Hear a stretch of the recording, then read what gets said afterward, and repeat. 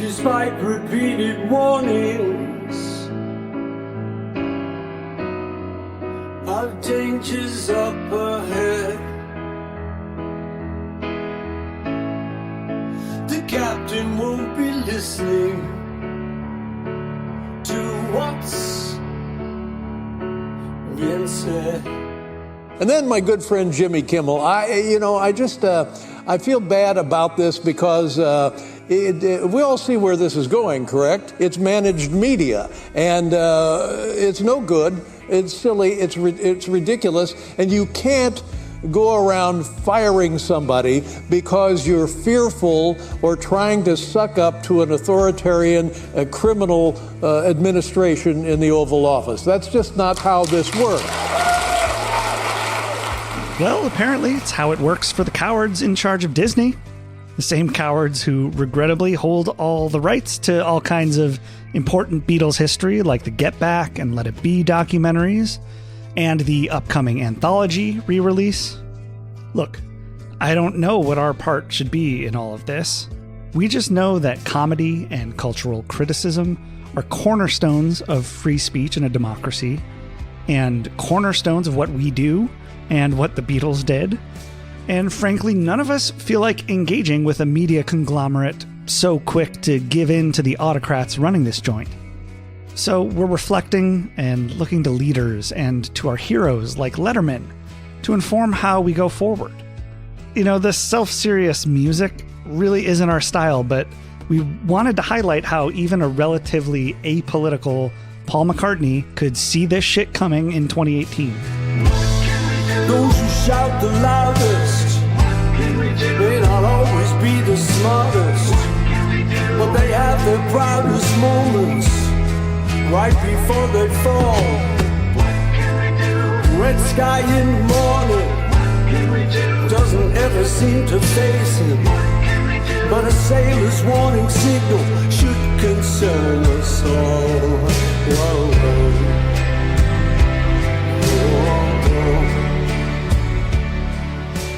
And above all, we're really eager to know how you're feeling and what you want from our show in the coming months, especially around the big anthology release on Disney.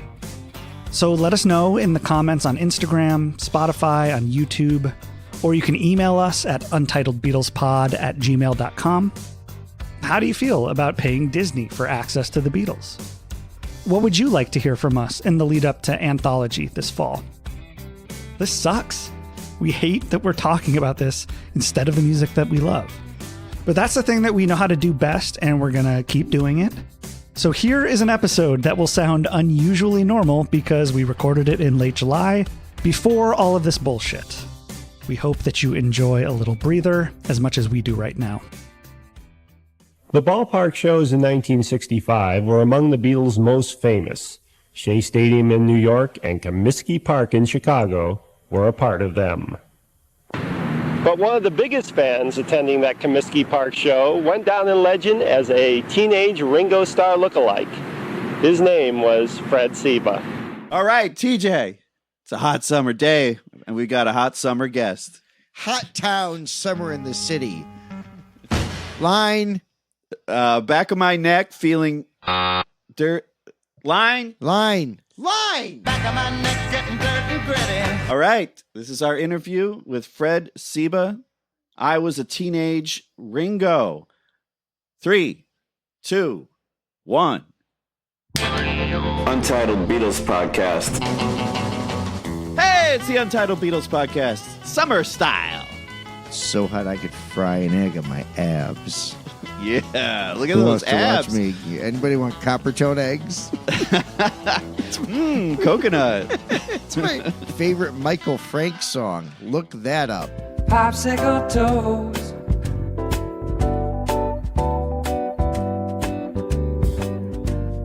Popsicle toes are always froze. Michael Frank, named after the hot dog. It is the Untitled Beatles Podcast. I am Tony. And this week I am TJ, and Tony, we got a summertime humdinger. We do, man. We've got a guest. You know, we're answering your prayers about having more guests on this show. So, a lot of people want us to interview Paul McCartney. Okay, working on that. Ringo Starr, working on that. Jimmy Nicol, he's hard to track down. Kurt Claudio, also hard to track down. But TJ, I think we decided that we are a podcast for the people, the Beatle Beatles. And so like the great Chicagoan Studs Terkel, in the style of his book, Working, we are talking to real Chicago people. We call it Nerking because we're the Nerk twins of nonsense. Well, I've been looking forward to finally doing this episode, and it took us about a year to put it together, and I'm thrilled we're doing it today. Yeah, man. We are talking with Fred Ciba II, and he is a first-generation Beatles fan. He's seen the Beatles live. He saw them live 60 years ago in Chicago. So let's bring him on. Here he is, Fred Ciba. Under the Ciba? Oh, indeed. Thank you for your invite. And I'm impressed by your voices. You guys got professional. I thought this was going to be amateur hour. This is professional. Oh, it is. Stand by, Fred. Are you guys like disc jockeys in spare time? You know what, man? I actually did radio. I worked radio 1994 to 1997 at 93.7 KCLB, The Valley's Rock. 93.7 KCLB, Valley's Rock. That's Pink Floyd from the Division Bell. Head of that one, the Stones' new Soundgarden, Blow Up the Outside World, as well as the Foo Fighters, Kinks, Black Crows, and the Pretenders. Hello! I'm Squeaky the Squirrel. I'm new to KCLB. KCLB FM, Coachella. Yeah, and I did, I've been on, there was an old network called Sporting News Radio that I was the morning show host for a long time, and I did WCKG for a minute, so yeah. Saturday afternoon at 3 on Free FM. Susanna and TJ, we're on the phone with Bruce Johnston from the Beach Boys. Susanna and TJ fill in for Bob and Marianne. I got to ask you, not many people know, one of Barry Manilow's greatest hits was called I Write the Songs, and the joke has always been Barry didn't write that song. Do you think most people know that you're the guy responsible for giving the world I write the songs and make the whole world sing? Well, the IRS sure knows. Catch it Saturday afternoon at 3 on 105.9 WCKG, Chicago's Free FM. Of course, for me, I'm WCFL and WLS. Yes. You remember those stations? Oh, yeah. And even WIND. WIND, number one music. 124, WIND number one music with Paul Christie. The Zombies. But it was mostly WLS and WCFL. WCFL is the Chicago Federation of Labor's radio station. Yeah, for sure. Voice of Labor, 930, Chicago. And WLS is world's largest store, which is Sears Roebuck, of course. Of course.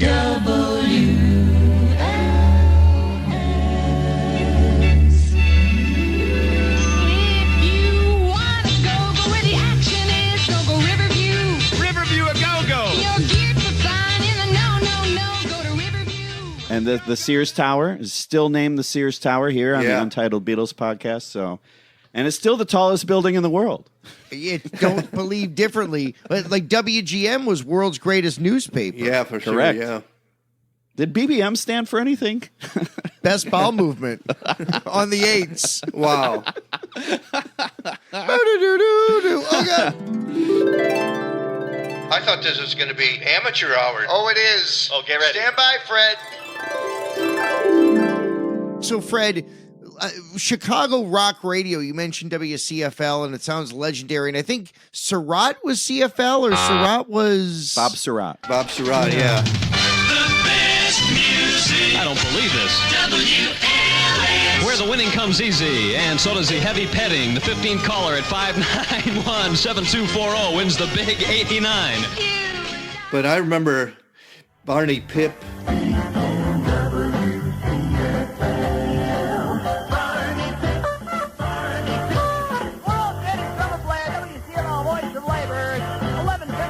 Chicago, 24 degrees, the late Monday night fifth program. Various disc jockeys from that time. And I'm talking 1964 to 1970, of course. Right. So Dick Biondi, you remember him probably, Dick right? Biondi for sure, yeah. The Dick Biondi Show and the Beatles with their Hard Day's Night. It's been a hard day's night. Is that how you got into the Beatles? I got into the Beatles. I was born 1945, so I am familiar with the mid-50s of rock and roll. Jerry Lee Lewis and Chuck Berry and such. Chess Records. Yeah, for sure. Yeah. And I kind of moved away from rock and roll and not liking it all that much. So I wasn't listening when, and I have a story of this, of course, in mid-January 1964, I'm backing the car into the garage, and WLS, I just switched on WLS just to see if I might hear anything new. And my gosh, I cannot believe that the first time ever I heard I Want to Hold Your Hand, and I had to listen all the way through on what is this? Who are these guys? And they mentioned it's the Beatles. I had never heard of the Beatles, and it was just such a fantastic song that changed my life. If you asked anybody in the country now, no matter where they live, what the fastest selling record in the country was, they'd say this one, by the Beatles.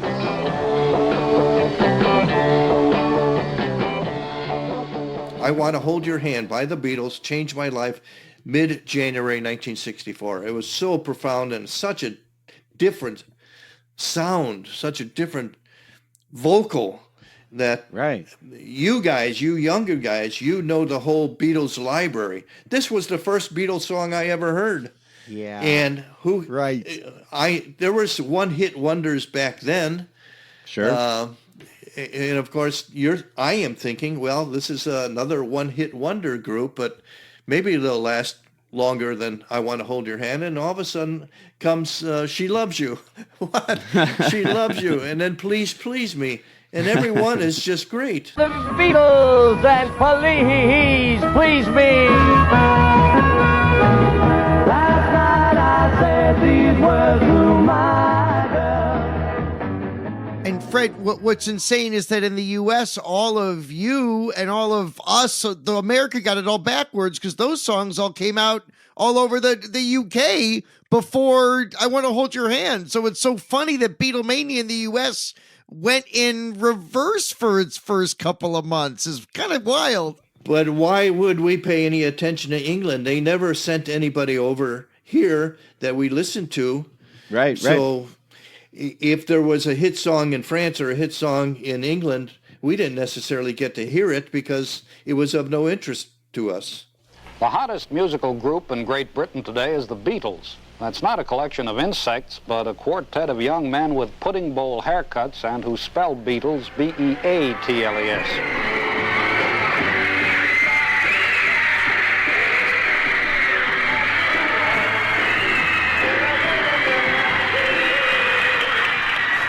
The London Times has carried the sobering report that the Beatles may bring their Mersey sound to the United States, to which it may be rejoined, show us no mercy. That's cool. Now, do you remember the Sullivan Show? Were you able to tune into that? Okay. For sure. We were aware of the fact that they're going to be on Ed Sullivan, and that became even a bigger deal because rock groups didn't necessarily be on Ed Sullivan, certainly Elvis Presley. Right. And Bill Haley in the Comments and things like that, but this group was so magical, they deserved to be on Ed Sullivan, and sure enough they were. And of course, I was with the millions and millions others watching it in February 1964. It was great.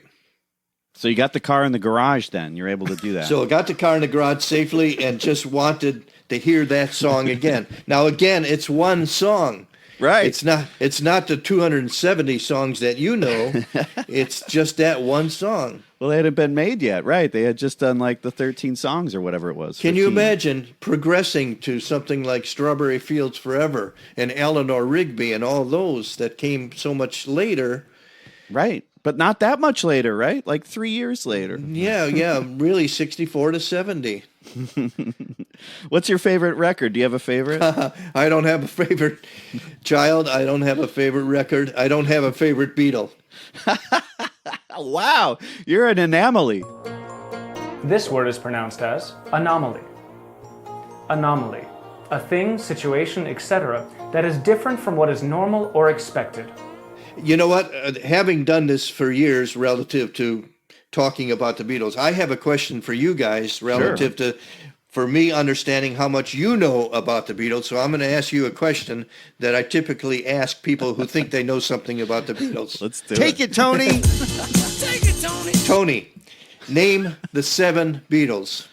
Okay, well, Tony, can Tony and I do it together? We'll throw the sync off because I think Tony and I are in lockstep. okay, right. let's try it, TJ. Let's see what happens. Okay. Okay. Number 5. 3.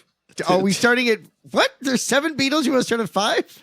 Okay. I see what you mean. Yeah, 7 let's to start. 2. We'll start with the. You're right. Let's start with the first one. Okay. 3, 2, 1. John. Pete Best. Paul. Okay, John, Paul, George, Ringo. Ringo. That's 4. 5, we've decided on the show through a democracy, through March Madness. 5's George Martin. We decided George Martin is the 5th Beatle. Okay, see, now I don't include him in the 7 because name a song he sang. Right. To me, it's got to be 7 singers, and I have 7 singers. So you got John, Paul, George, and Ringo, correct? Take it from there. All right. Well, it should be Tony like Sheridan. It should be like Pete Best, right? Pete Best. Pete Best, Stuart Sutcliffe.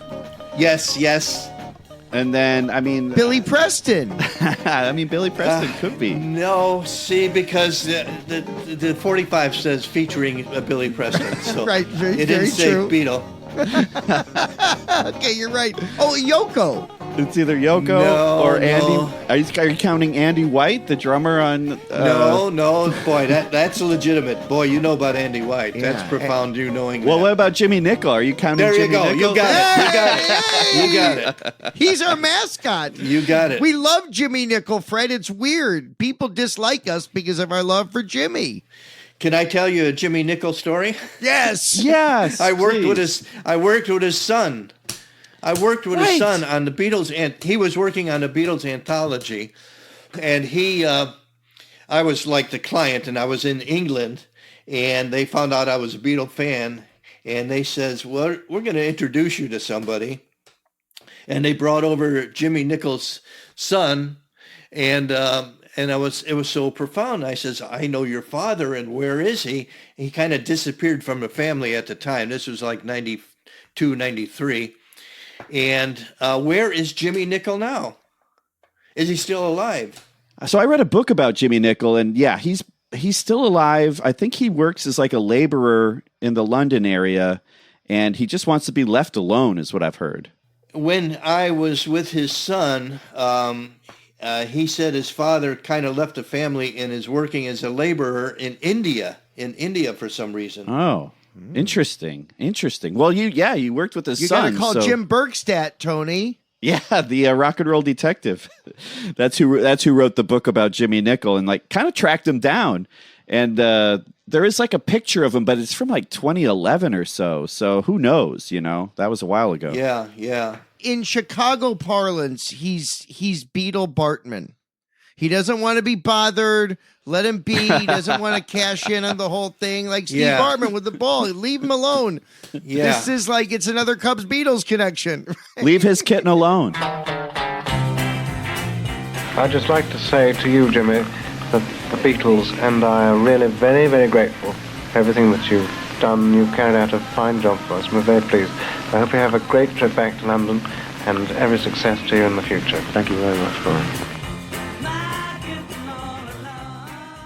Now, Pete Best, I did go to a Pete Best concert. They were in town. You guys are here in Chicago. You know about the Heartland Cafe up on the north side? Heartland? Yeah, Rogers Park. Sure. Yeah, it's rest in peace. They tore it down or whatever. But yeah, what a shame. It was a great place. Yeah, you used to get good, bland vegetarian food there, Well, Pete Best played there a few years ago. Did you go to that concert? I missed it. So, how was it?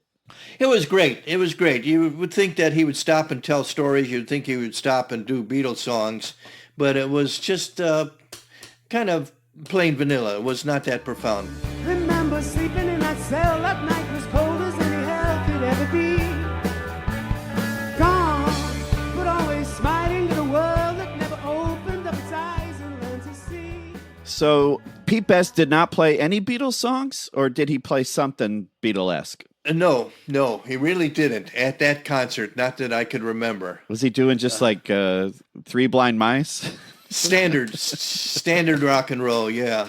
He didn't dare try I Want to Hold Your Hand or She Loves You or anything like that. But think how cool if he'd done the Decca audition stuff. If he'd done Three Cool Cats and Chic of Araby. Yeah. Searchin'. Okay. I know all those songs, but do we have anything where Pete Best is a solo in a Beatles song? He was always harmony, but subtle harmony. Yeah, he never You know what I sang. mean? No, there was never a microphone intentionally in front of Pete Best. No. I don't think. I thought they gave him one number, but we've never heard it. I forget. I thought he did one song. According to Mark Lewisone, Pete Best sang lead vocals on Matchbox by Carl Perkins, Wild in the Country by Elvis, and Peppermint Twist by Joey D and the Star Leaders. Here's Pete behind the mic in 2024, shortly before his retirement from music. Ladies and gentlemen, will you welcome to the front of the stage, Mr. Pete Best. Thank you.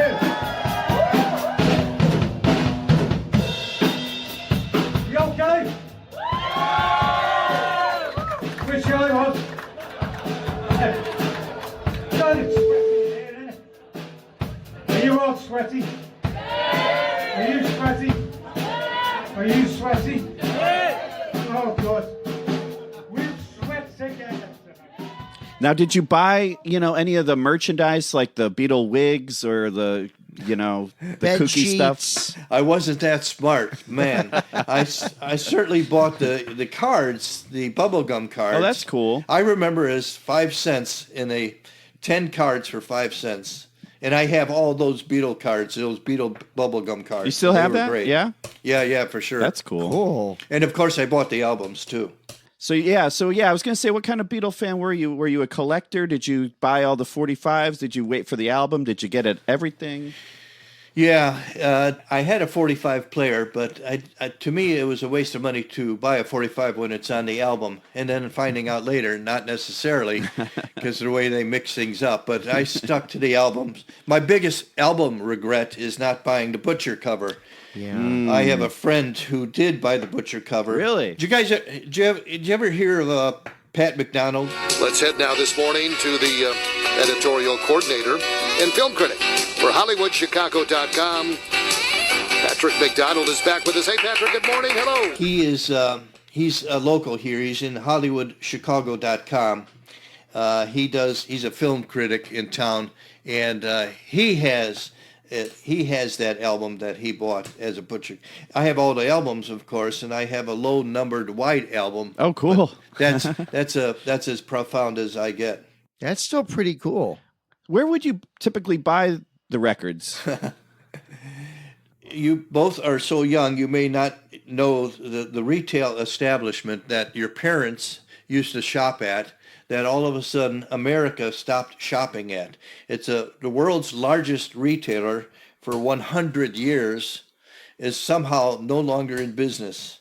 Sears. It's called Sears, Roebuck and Company. Yeah. No, of course I knew Sears. Oh, yeah. We're Chicago guys. I went to the one when it closed on Lawrence finally in 2000 to the last vestiges of Sears. So yeah, they had a record department, I'm assuming. Yes, and I was an employee of Sears for 38 years. Wow. That was my only job was Sears for 38 years, and I cannot believe that we're number one retailer for 100 years, and they no longer exist. I know. It's crazy.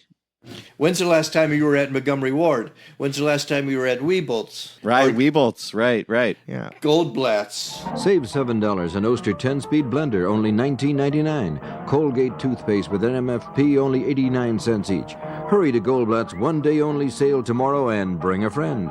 So I would go to Sears and buy them for $1.99. I would buy my albums at Sears, showing allegiance to the people that paid me, and $1.99 as I remember it. Fred, something as a guy, and Tony and I as guys who love the Beatles, when you see all the footage, it's a lot of screaming girls. Yes. Were there guys you were growing up with who were like, no, that pops for girls. I'm gonna go Stones, who whatever, a little heavier, or were the Beatles like? Because to me, they're just gender free thing, but the video, it's a lot of screaming girls. Yeah. Part of my history is growing up in Cicero. Do you know Cicero, Illinois? Sure. Are you from Cicero? Okay. Are you from Cicero? You got to be from Cicero to win. First caller from Cicero. Are you from Cicero? You from Cicero? You are. Okay. Kind of hard-nosed place to grow up. So the guys didn't necessarily scream like the girls, but certainly the girls did. And we were kind of quiet about it, but recognizing their talent was there, but no necessarily screaming about it.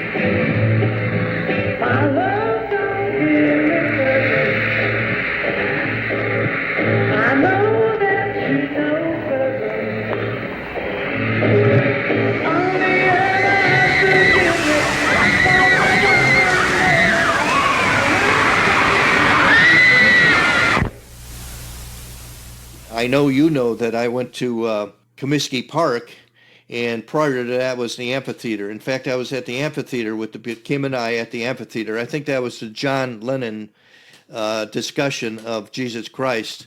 That first concert of that tour in 1965 was at the amphitheater where John Lennon explains his Jesus Christ statement.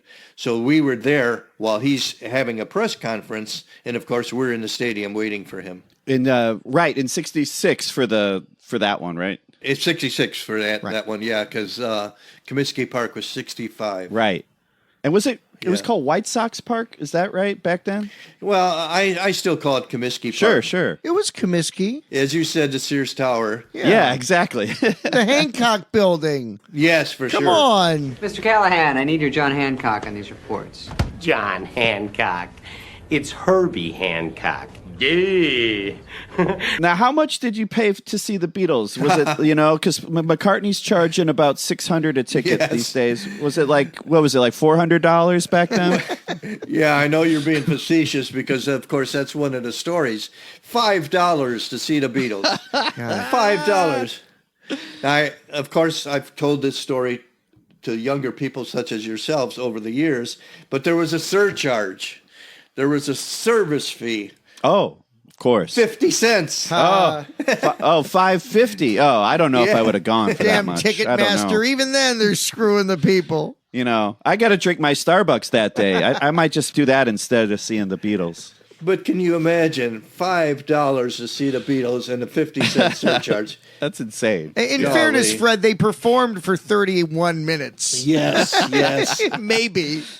And you had to listen to Cannibal and the Headhunters and such. Yeah, very good. That's cool. You remember that? Because I wrote down the support acts. It says Brenda Holloway, King Curtis Band, Cannibal and the Headhunters, and Sounds Incorporated. Yes. Sounds Incorporated were quite good. No singing there. It was all brass instruments. Yeah. Those guys played on Good Morning, I think. Ah. That's the horn stuff.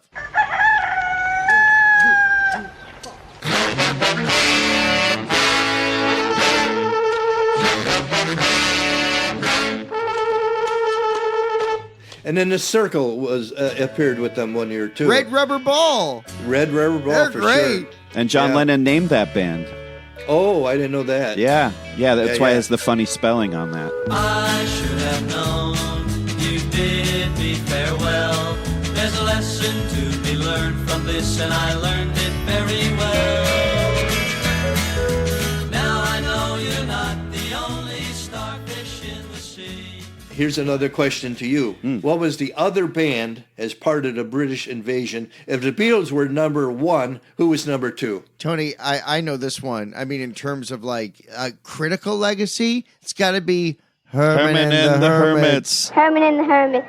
Okay, thanks, Kathy. No, Dave Clark 5? Dave Clark 5. All right. Yeah. Dave Clark 5. It was between those two. I was kidding about Herman's Hermit. I was going to guess the Kinks because of their legal troubles. It took them so long to catch on. But yeah, Dave Clark 5, you're right. Yes, it was all Beatles versus the Dave Clark 5. And of course, the Dave Clark 5 were immediately on Ed Sullivan as well. Dave Clark. 1, 2, 3, 4.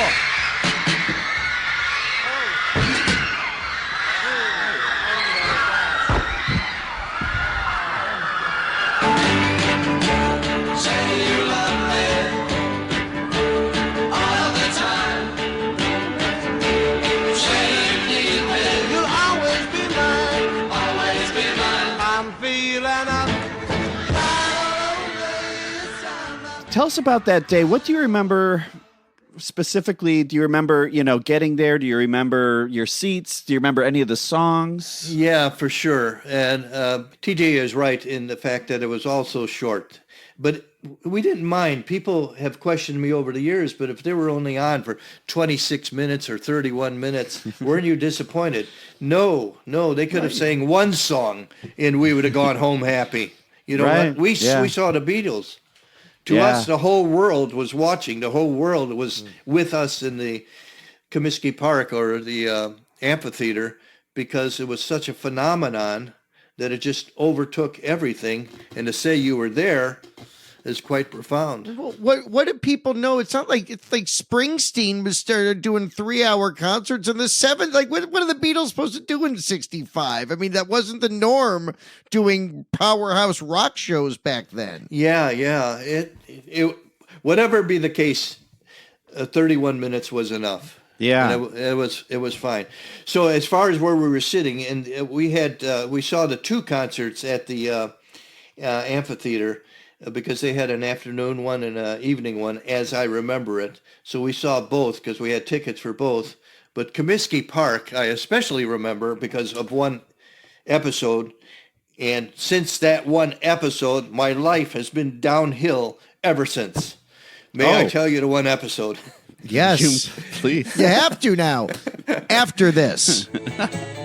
Hello. This is one of the guys from the circle. I'm not sure which guy I am. And you're listening to the Untitled Beatles podcast.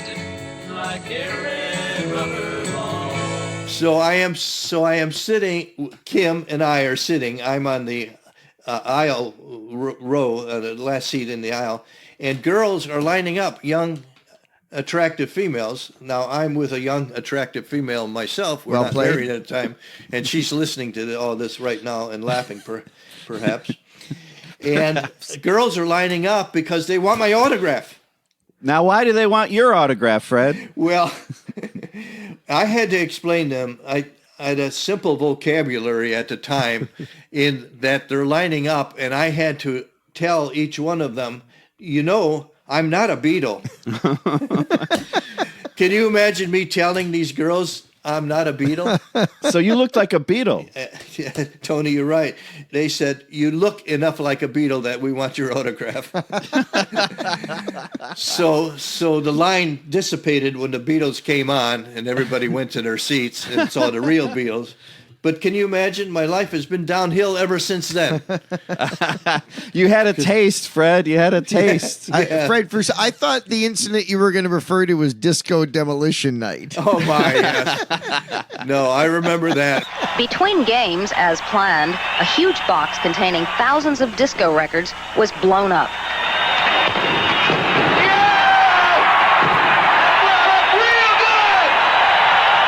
The rest was unplanned.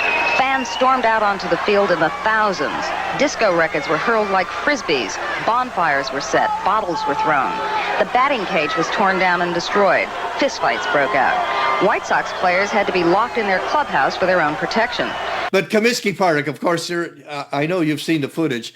They're out by second base, and they're so far away, and that didn't disappoint us at all either. And, of course, there's no big screens. Right. And, of course, the sound was terrible, but, of course, you can't hear the sound, so it didn't matter that it was terrible. Right. Now, did the vocals, in theory, come out of this, the Comiskey Park? As I remember it, yes. They were the PA announcer. That's where the sound came up. Now they had stuff on the stage, but they were as big as microwave ovens. I mean, they're tiny. Nothing like we see these days.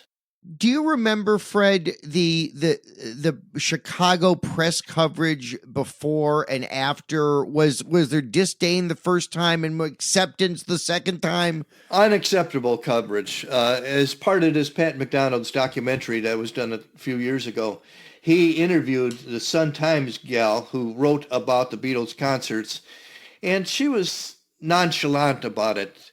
The press at that time, and to me it was national, never gave the Beatles their just desserts as it related to the music, which was so great. The Beatles came in yesterday, and their young fans made locust swarms around Comiskey Park. One hopes that the authorities ran Paul, John, Ringo, Max, or whoever and whatever they are through sheep dip before introducing them at guest stars in baseball's cathedral. And to pick up on this Mississippi burning of the albums, I didn't know anything about that. Right. It's like, who cares? It's like totally uninteresting. Yeah, so in '66, Lennon had the famous press conference where he, explained the whole Jesus comment thing. Yes. But what you're saying is that maybe that stuff hadn't made its way up to Chicago, all the anger about it or whatever. Yeah, but I would qualify your all because there was none amongst the Beatle fans. Nobody had any problem with him saying that because he was right. Right. He was. I mean, He was. Plus, it was pointed commentary. It was people wanting to be offended, being offended by the wrong thing, which we see over and over and over again. But yeah. And that business of burning all the albums, what foolhardy action that was. Yeah. So also, bad for the environment too. So there's that. It was George who said the only good thing, I'm paraphrasing, is that most of them went and rebought the albums, which is what's so funny. Yeah. Down the south, they were having a field day, and we've got this footage as well of the disc jockey saying, "Come and bring your Beatle trash and deposit it One of here." our 14 pickup points in Birmingham, Alabama, and turn them in this week if possible. Well, the photos we saw of them were a sort of middle-aged DJs and 12-year-olds burning a pile of LP covers. Millions of kids were burning the Beatle records. There was bonfires of them, which is okay for us because then they rebought them. Well, that's cool. So you saw him in '65, you saw him in '66. You've seen Pete Best live. You've worked with Jimmy Nickel's son, which is so wild. I saw the Quarrymen. Now, you guys know the Music Box. Yeah, sure. Southport. The theater. The Quarrymen were at the Music Box. Really? Yes. That's amazing. I saw them, and afterwards, and they sang some Beatles songs, and afterwards I asked the lead singer, when John left the Quarrymen, were you all in touch? And they say, not really. We kind of went our own ways, and we didn't pay much attention to John, who didn't pay much attention to us, which I thought was kind of sad because I thought John was in touch with his friends in the Quarrymen, but I guess not. I feel like he kept in touch with like Pete Shotton, right? One of the guys, yeah, I thought so too. Yeah, but Pete also got kicked out of the Quarrymen when John put the washboard over his head or something. So yeah. And we are joined tonight, both on stage and in the audience, by many of John's friends and colleagues. Delighted to welcome on stage John's first band, the Quarrymen.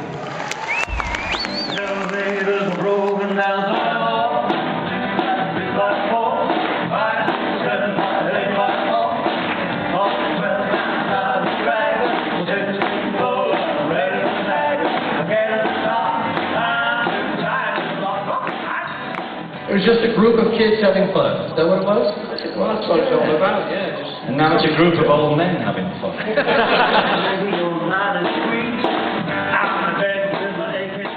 The Quarrymen, they're still kicking too, I think, doing shows in Liverpool. And you've been to Liverpool, right? Yes. I know you know that the Cavern was knocked down and rebuilt. Early 80s, right? Yeah. So well, stupid. we were there in 1968.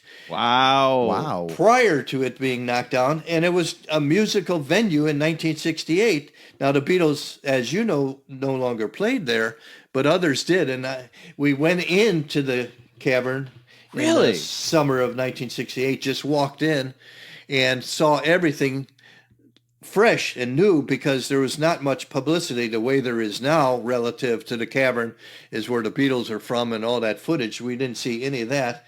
But we knew that there was a musical group, and they were like the merry-go-round were playing, and they were kind of tuning up and things like that. Wow! And we talked to a cleaning lady in the Cavern and asked, did she ever see the Beatles? And she did, and she told us that her best friend was Ringo Starr's mother. Oh! So you can imagine us out of Chicago in the Cavern in Liverpool in 1968 talking to a friend of Ringo Starr's mothers. Yeah. Gee whiz. And 68, this is like before the White Album came out, you know? Yes. It would have been like either Hey Jude's out or Lady Madonna's out or whatever. You're like, they're still doing it and you're there. See, and we're there. One of my biggest regrets in life is they're recording the White Album in 1968 when we were there. Right. Kim and I were in London, and a couple miles away, they're doing the White Album. Right. And we didn't know anything about Abbey Road. No, it's before We the didn't know album came anything out. of that. It was before Yeah. the Wasn't called it was it, before yeah. the picture happened. I don't know if you know this, but there was no internet in 1968. What are you talking about, Fred? What do you mean? There was no Googling, where are the Beatles today? Oh, well, they used Ask Jeeves back then, I think. No, so. Right, yeah, how could you find it? But I read, you went to the Apple store, is that right? Yeah. The boutique? Somehow we Yeah. went. Somehow Cool. we knew about the Apple boutique, and that was fun because they painted it all this psychedelic coloration, Yeah. and then they painted it white. The Fool did that. Yes, we were there. Because they got complaints from the neighborhood. Yes. So you saw it all glammed it up. was profound, and Kim bought a dress. Wow. From there, and it was stolen from us in No. Italy. Yes, No. yeah, they broke into our car in Italy, and they stole the dress amongst other things. You should have waited a year. You could have stolen it all from the boutique when it was closing down. Yeah, I've seen footage of that. Yeah. We came up with the idea to give it all away and stop fucking about with psychedelic clothes shop. So we gave it all away. Yeah, we just gave it to the people who showed up on the day, and you could have one item each. And then you mustn't take two, in the spirit of the thing. Well, they cleaned out the shop. Only one free dress for each customer. Only one free dress for each customer. Well, the pictures I've seen of you from that era, it looks like, yeah, you're shopping at the boutique or Carnaby Street. You have a very, like, happening psychedelic vibe going on. Yeah, it was all, the Beatles changed my life. What can I say? And then the films. Guys, the films. A Hard Day's Night. Help. Magical Mystery Tour. Yellow Submarine. My gosh, what great films. And then Let It Be. Didn't you see Let It Be, right? Yes, for sure. And Get Back is so much better than Let It Be. Rosetta. Sweet Loretta Fat, she thought she was a cleaner, but she was a frying pan. Yeah, that's it. So A Hard Day's Night, I saw 36 times. A Hard Day's Night. Whoa. Projected 36 times. Do you remember some of the theaters you would see it in? Like, did you ever play at like the Village? That's where I would see old movies. Where would it play? Well, Plaza del Lago up in Wilmette. Oh, yeah. They had a movie theater. Yes. Otherwise, just standard places like the Olympic and places like that in Chicago and in Cicero. And then sometimes on the road, Los Angeles, there's always like a fest or something going on. So we would see it in Los Angeles and stuff. But It's the Hard Day's greatest. Night was great. It's still, Tony and I are delving into Help, and without spoilers, like, I mean, it's, with all due respect to Help, they're night and day. The breath of fresh air that is A Hard Day's Night never grows old. Okay, may I drop a name here? Please, drop it. But pick it up, afterward. Thank you. I like witticisms as much as the next guy. I may not be pronouncing this last name correctly. Albert Malis. The Maysales brothers. Oh, Maysales. Or that's how you say it, right? Maisels or whatever. I think. We all say it differently. Thank you. Welcome back to the show. The Maysles brothers are two of the most original filmmakers in the motion picture business. Their credits range from such highly acclaimed films as Gimme Shelter, Grey Gardens, and Running Fence to, believe it or not, commercials for Purina Cat Chow, Alka-Seltzer, and Jack in the Box. Please welcome Albert and David Maysles. I met him, and I went to his lecture in New York City. Albert was one of the brothers. The other brother, I think, was David. He had died, but Albert Maysles was giving a lecture, and he did that documentary of the Beatles leaving Ed Sullivan and going down to Washington, D.C. Yes. Right. You've seen his documentary? It is stunning, and it's the reason it made me so upset about Beatles 64 was I wanted more from the original doc. Right. And then the original documentary came out, was on TV, and whenever that was, I guess later in 64, I guess, right? Yeah. What's happening? The Beatles in the USA premiered in the US on December 14th, 1964 on CBS. So that's why I asked Albert Maysles, do you think they would have released or even made A Hard Day's Night if you had released your documentary right away? Because A Hard Day's Night was basically his documentary. Day in the life, yeah. Yeah, for sure. So he says, that's a good question. Let me think about it a minute. You know what? I don't think so. I don't think they would have released A Hard Day's Night. And I thought that was quite profound for him to say that. Can you imagine us not seeing A Hard Day's Night based on the fact that the documentary showed us everything that we wanted to see of the Beatles? In case you don't know who this is, that's Ringo Starr.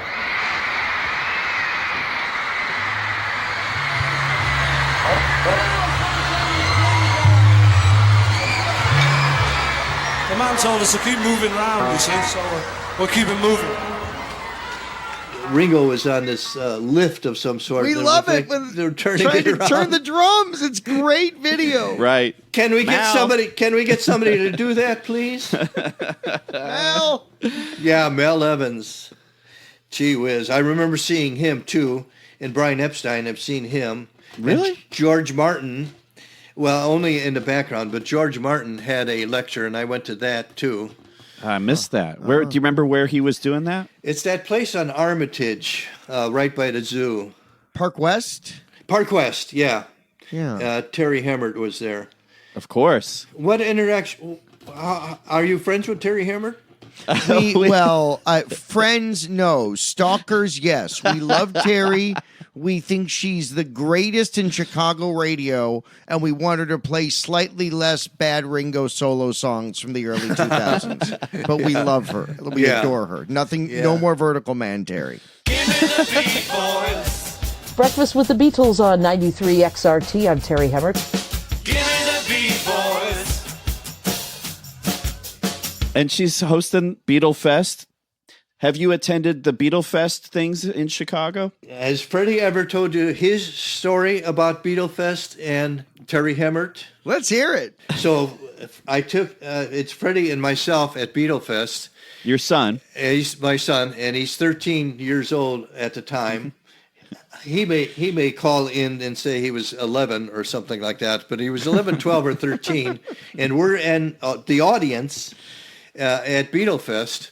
And Terry Hemmert is the MC, and the guest that she's interviewing is, oh man, I'm talking so much I forget his name, the black guy, the African-American guy.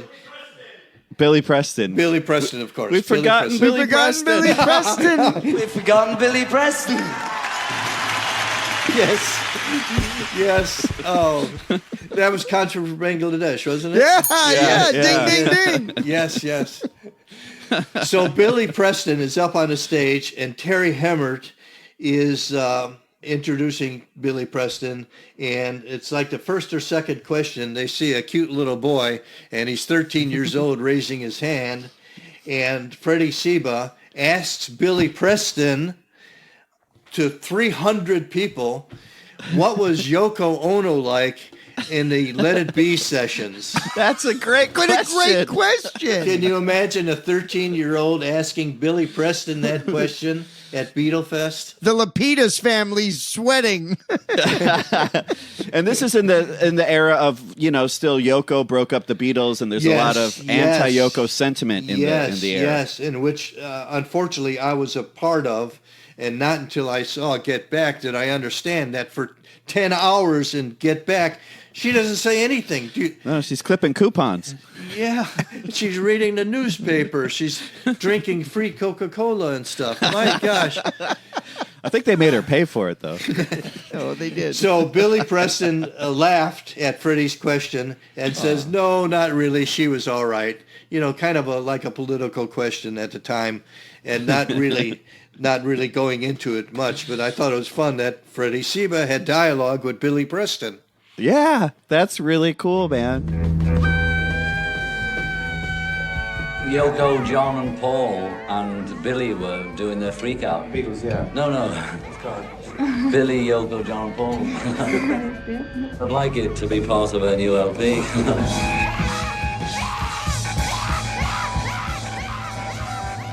What do you think of like all the reissues and stuff and the remixes? Do you follow along with all that stuff? Yeah. The only thing I don't like is the make-believe animation that they're doing now, artificial intelligence. Boy, I can't watch that stuff. John Lennon floating in an animated style. Well, actually, it's him somehow. They recreated him in Strawberry Fields Forever. That's hard to watch. Yeah, I'm with you on that. I'm not. Yeah, leave well enough alone, I think. Yeah. How did you feel about Now and Then, the last new Beatles song a couple years ago? Did it? The fact that it is the Beatles, the fact that it has been put together electronically, I think is fine. And I've liked it. The Beatles anthology, when they came up with those two songs from Beatles anthology, that was great. Yeah, they were lovely. I mean, they were Beatlesque. Yeah. Which is good. What if that Now and Then sounded more like the Dave Clark 5? And now and then foot stomps. Yeah. A lot of stomping. Yeah. I know it's true. It's all because of you. Fred, you've been to a couple McCartney shows. Were you at his last show in Soldier Field in 1990 where he closed the world tour? No. He did Rosemont Horizon 89. I went to one of those. I was 14, and then when I was 15 in the summer of 90, I saw him at Soldier Field. And as much as I love his newer band, I never saw Wings Over America, that Wings iteration. Yeah. But Paul in 89 and 90, I've got a special love for that band because that's the first two times I saw Paul. Yeah. Well, I could understand that. 76, I remember 76, because we took a baby in 1976. Our daughter, Alyssa, we kind of snuck her in to see Paul McCartney. And she was literally like 4 or 5 months old. Can you imagine a 4 or 5 month old seeing Paul McCartney in 1976? Yeah, So, and inhaling that air. It's a contact high right there. yeah. Put you in my pocket, little mama, for the rocket. We've only just begun. We got to get high. The music on. Gonna say bye, bye, bye, bye, bye, bye, bye, bye, till the night is gone. Fred, you mentioned WCFL, WLS. Do you still listen to like Chicago rock radio? Do you tune in to 93.1, yes. Okay, yeah. Yes, XRT. of course. WXRT. That's all I listen to. Chicago's finest rock? It's a great station. Yeah. Yeah, it's one of a kind. There are not a lot like that anymore that play. No. Yeah. I worked in radio, like I said earlier, and even the station I worked at was kind of a carbon copy of The Loop, 97.9 at the time. Yeah. Which is a carbon copy of whatever it is in New York, etc. You know, XRT has like almost a college vibe about it. Yeah, it's still a great station, and the songs they play are the songs of my generation. Yeah, here. But WLS and WCFL, of course, was different in that period of time because you could go up to WCFL while they're broadcasting and stand behind a glass window and see the disc jockeys on WCFL, and WLS had the same thing. Can you imagine doing that now? No way. You remember the Chicken Man from WCFL? Do you ever heard of the Chicken Man? No, I think it's just before our Tony and I's radio time. It was a little skit that they would do. Now, another exciting episode in the life of the most fantastic crime fighter the world has ever known.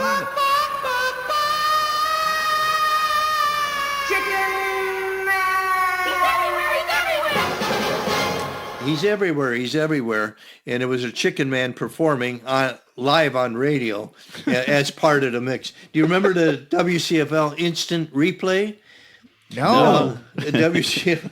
Tell us. I love this. CFL sounds cool. They would play something like "I Feel Fine," and an interruption after "I Feel Fine" is "This is a WCFL instant replay. This is a WCFL instant replay," and they would go back to "I Feel Fine," so you'd hear the Beatles song twice, which was outstanding. That's amazing. I'm pretty sure after a while they refer to that as payola. I don't know about that. Those are the Beatle guys at WCFL, the number 5 song in our Song 10 survey. Originally yours. WCFL Twin Spin. 13 past 5 and 2 for the price of 1 on the stag line. This is Herman here. Maybe you think Herman and the Hermit. I look a tramp. No, that is one of my favorite things about your perspective, and thank you. Your time is so lovely today. One of my favorite things about your perspective is you're right, because you got to hear these songs come out. Fans of your generation had no idea what was yet to come. Even us as second generation fans, well, we're looking at the Red Album and the Blue Album. We can see the chronological order of all this stuff. We know, it's this, but there's more. Hearing these songs pop out of the radio, crappy car radio, AM transistor, whatever it was, throughout the 60s, as a fan must have rocked your soul. Yes. Because everything was like, for the first time, "I Feel Fine," or "We Can Work It Out," that sort of stuff. Ticket to Ride. The first time hearing that, well, oh my goodness. Day Tripper. First time Day Tripper is on, you hear it. Yeah. You guys hear it en masse, and it's just not the same as experiencing it one at a time. I forgot to mention the number 5 most requested song tonight was "We Can Work It Out" by the Beatles. Number 4 was "Day Tripper" by the Beatles. Those Beatles, they keep coming up with those records. Alrighty. Montgomery Ward doesn't miss a minute in starting 1966 off with "Savings." Oh, this is the Beatles' new song. What is it called? "Hey Jude." Well, what is "Hey Jude" about? Exactly. It's not ending. It's not ending. It's not ending. Yes. Mom, I can't take the trash out. The new Beatles song's still going. Yes. Well, do you have any parting words for us as we wrap it up here? You know what? I do have a Rolling Stone story. Do you mind? Boo! We hate the Stones on this show. No, I'm kidding. We love the Stones. So it's 1964, and I'm in Disneyland with a couple of my friends, and I knew what they looked like because of their first album. I bought their first album, and again, it's June 1964, and the Rolling Stones are like right next to me in the middle of Disneyland, and they're like pushing and shoving each other. They're creating a ruckus just amongst themselves, and I'm saying to myself, does anybody know who these freaky looking guys, because they had long hair? Now again, June 1964, that goes way back, and it's the Rolling Stones touring Disneyland, just pushing and shoving each other, the bad boys, and saying things like in a British accent, and nobody knows. Where'd you cause me so much misery? I forget I'm supposed to be somebody somewhere. Tell you it ain't there. Can I get a witness? Can I get a witness? I want a witness.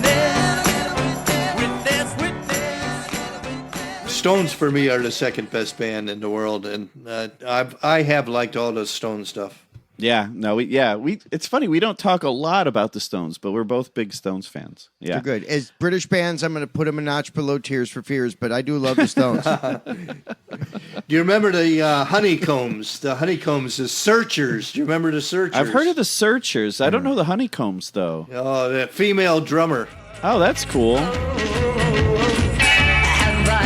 The right to kiss you. You know I'll always miss you. I've loved you from the very start.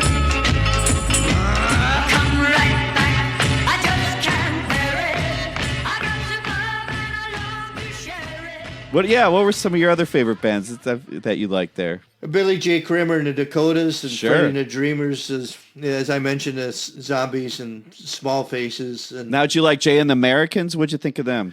they were They were American, weren't they? Yeah, it turns out. Yeah. I'm concentrating on the British sound. Oh, on the the English British. sound. I get it now. Well, I all get these it are now. British groups. Fred, what about a band that was British influenced but from Chicago? Where were you with the Buckinghams, who I still love? Yeah. They made great music, underrated Chicago band. Yeah, I saw the Buckinghams just in Old Town, just when they were just starting out, just walking around. Oh, and again, cool. I recognized them, and nobody else did. Kind of a drag when your baby don't love you. Kind of a drag when you know she's been untrue. Do you remember the New Colony 6 by any chance? Yeah, for sure. That's cool. They were great, yes. I Confess, I think, is a song that they had a hit, or, regional hits, back when there were regional hits. I confess to have a willingness and wanting for you to have you here by me all my life through.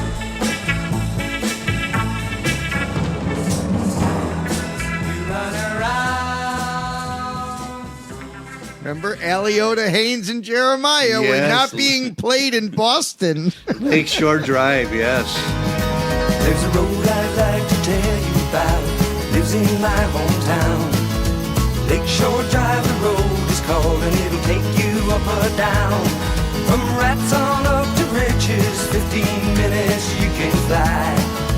Pretty blue lights along the way, help you right on by. And the blue lights shining with a heavenly grace, help you right on by. There you go. I mean, yeah. Well, you were there, man. You were there, and that is cool. That's very cool. Well, thanks for all this. TJ, I don't always understand your high wit. I must say that in departing. I don't always. I'm going to listen to this and try and understand some of the things you said. Maybe next time you show up high, you'll better understand the wit. But it's been fun, guys. I appreciate it. Thanks so much for coming on. Thank you, Fred. Where has Casey been in all this? Oh, he's hiding. He hides in the bunker Come in, at Casey. Miggs Oh, Field. I'm hiding in the back, yeah. Yeah, he's in the basement of Miggs Field.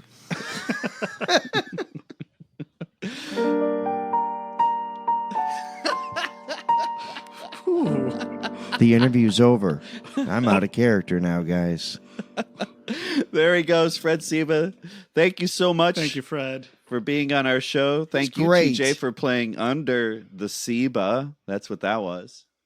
That was, and there's a song from Once Upon a Mattress called I'm in Love with a Girl Named Fred. And it goes like this. I'm in love with a girl named Fred. My reason da da da da da da da da da da da da da da da da da. And it goes with an F and an R and an E and a D and an F-R-E-D, Fred. Wait, it doesn't resolve? It just like ends on It the does, on the but fourth? I've resolved it because you guys, it keeps changing keys. I'm in love with a girl named Fred.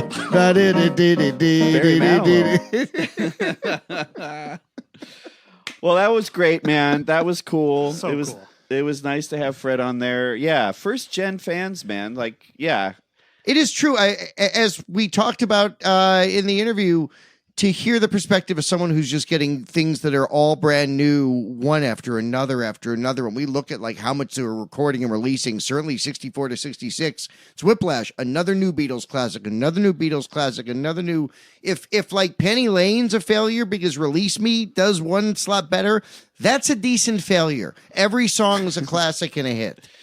And to his point, though, it's like the way we experienced the music was, at least I'll speak for myself, it was hodgepodge. I can't tell you even the order of what the records I listened to. I don't know. I didn't keep the receipts from Coconuts or whatever, That resonated with me so strongly, too. It really reminded me of that moment in Get Back when you see Paul sort of like putting together the song Get Back. And it's just right. like, it was one of those moments in my head where it was like, right, there was a universe where that song didn't exist. Yeah. And to hear Fred talking about that of, I Want to Hold Your Hand being the only song he had and just like waiting for the next one. What a crazy world that was. We are fans, guys, of not just the greatest band of all time, but the band with the greatest story of all time. And it's clear from the many first generation fans that are still telling their stories, that there are hundreds of thousands of more stories yet to be told, and I'm here for all of them. And we have to be, because this podcast isn't going anywhere. So It's true. However, I agree with what you said, TJ, but I still have not heard the honeycombs. So this might all change. Untitled Honeycombs podcast coming June 2026. Tony, you have heard the honeycombs. Oh? Honeycombs got, yeah, big holes. No. Honeycombs got, yeah. Untitled Beatles podcast. Like and subscribe.